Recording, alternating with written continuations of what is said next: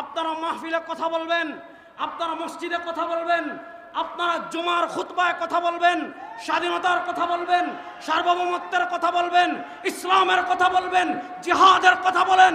যদি কেউ আপনাদেরকে বাধা দেয়, জুতো দিয়ে পিটিয়ে মসজিদ থেকে বের করে দেবেন।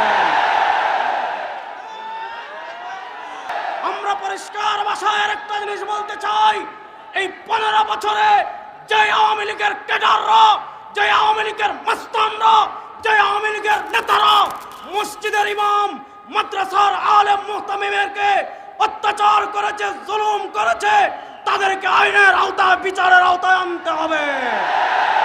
যদি তাদেরকে বিচারের আওতায় না আনেন, সোনার বাংলাদেশ কখনো প্রতিষ্ঠা লাভ করবে না।